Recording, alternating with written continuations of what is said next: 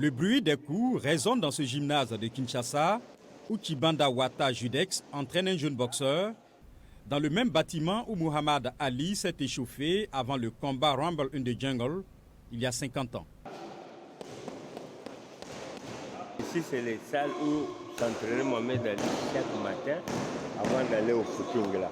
À l'approche du 30 octobre, date d'anniversaire du légendaire combat de boxe de 1974 entre Muhammad Ali et George Foreman, Judex se souvient de l'émotion ressentie par la foule massée dans le stade Tata Raphaël pour assister à l'affrontement entre les deux poids lourds, retransmis dans le monde entier. Now you see me, now you don't. You think you will, but I know you won't. Le combat annoncé depuis des mois dans les médias est programmé à 4 h du matin, heure locale, pour une exposition télévisée maximale aux États-Unis, a attiré certaines personnalités du monde dans un pays que la plupart des Occidentaux ne connaissaient à l'époque que pour ces épisodes périodiques d'instabilité. Judex, 71 ans, se rappelle chaque coup de poing, racontant comment Ali a triomphé après 8 rounds dramatiques devant une foule de 60 000 personnes. Quand ils sont entrés tous les deux pour la 8e round, deuxième minute de la 8e round, il a ramassé le crochet de gauche et le direct de droite canot. Il a tombé. Il a fait tout d'abord un geste de tourner comme ça et puis il a tombé.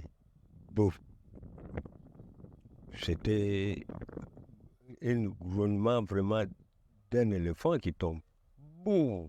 De retour dans le quartier populaire où il vit, Judex conserve des souvenirs de l'affrontement qui a changé le cours de sa vie, l'incitant à poursuivre une carrière d'entraîneur. J'ai gardé ce souvenir pour montrer à mes enfants et petits-enfants que lors du combat du siècle, j'étais là, je faisais partie du comité. C'est moi qui ai soulevé la corde pour permettre à Mohamed Ali de monter sur le ring. Il m'a beaucoup parlé parce que j'étais le capitaine de notre club.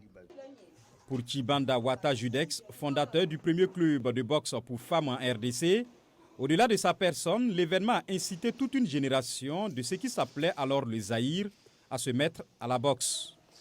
Je suis fier tout d'abord puisque Mohamed Ali a inspiré ce pays. Si vous regardez bien, très bien, même dans les WBO, WBA, WBC, nous avons beaucoup de boxeurs congolais. À partir de 1974, tous les Congolais fonçaient maintenant pour travailler la boxe. Auparavant, nos pères croyaient que c'est le banditisme, or que c'est un boulot. Ce combat de boxe entre Muhammad Ali et George Foreman est entré dans l'histoire comme l'un des plus grands événements sportifs du XXe siècle.